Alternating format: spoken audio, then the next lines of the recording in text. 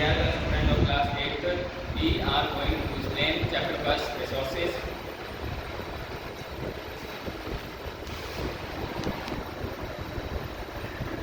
My name is Ahmed. I am reading class 8. I explain chapter first resource. Resource मतलब संसाधन जो it refer to any substances or object fulfill human needs is called resource. For example, land, water, soil, etc. So, the value of resources. The value of resources is very most important. It's change place to place and time. It has used economic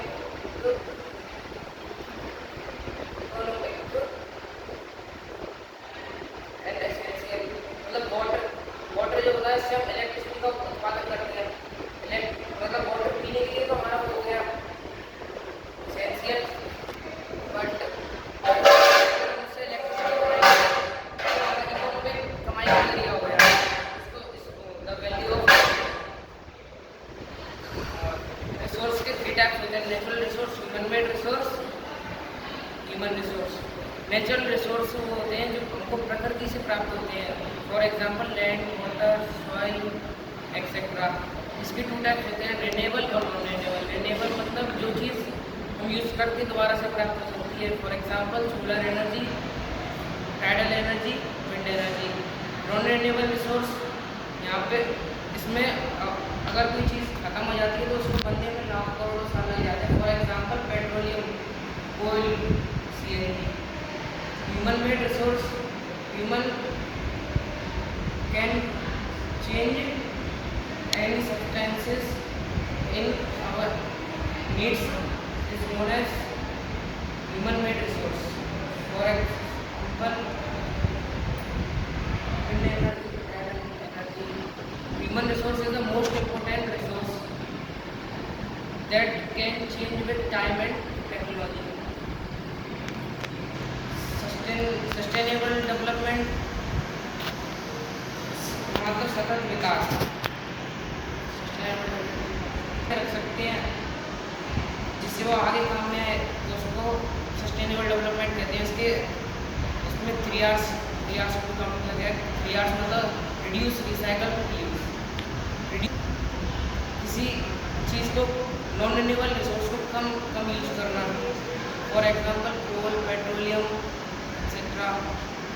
recycle जैसे books, old books, magazine को recycle कर बड़ी बड़ी फैक्ट्रियों में बेचकर उनको recycle करना और दोबारा से यूज़ करना, वो रिसाइकल कहलाता है. रीयूज, पेपर, पॉली बैग्स वगैरह होते हैं, उनको एक बार यूज करके दोबारा से यूज़ करेंगे तो वो हमारी रीयूज में आ जाएगा. Good. I reading class 8th. Types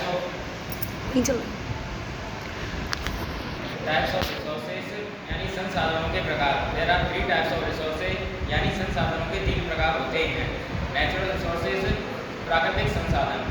The resources which get from nature and satisfy your basic needs यानी ऐसे संसाधन जो हमें प्रकृति से प्राप्त होते हैं और वो हमारी रोजमर्रा की ज़रूरतें होती हैं उन्हें पूरा करते हैं. For example water, air, land etcetera. जिस तरह से जो पानी है वो हमारे रोजमर्रा के काम आने वाली चीज़ें हैं, उसी तरह से धरती जिसके लिए हम बहुत सारे कारणों से उसका इस्तेमाल करते हैं, जैसे कि खेती के लिए, व्यापार के लिए और भी कई तरीक़ों से. Human made resources. The natural resource are become very important.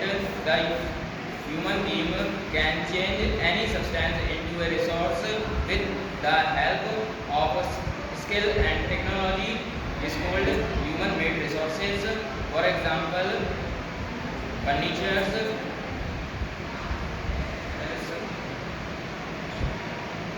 dams,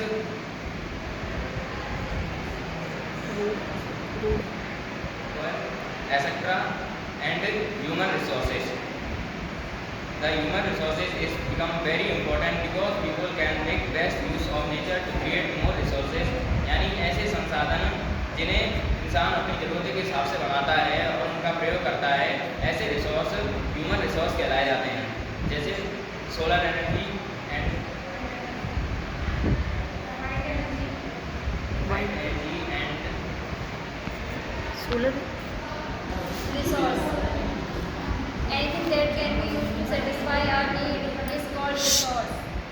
An example, हमें सांस लेने के लिए एटमॉस्फेयर में से हवा मिलती है, पीने के लिए पानी हमें हाइड्रोस्फीयर से मिलता है. Type of resource. There are three types: natural resource, human-made resource, and human resource. Natural resource.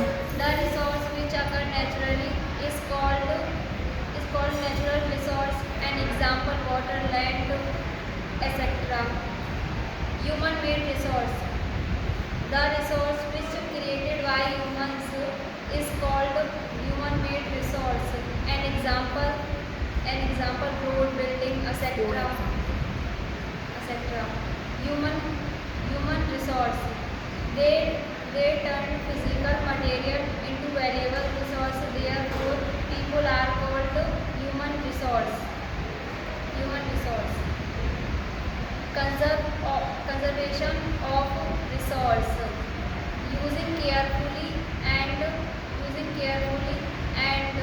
giving them time to get renewed is called conservation of resource. Sustainable development is the development that used the resource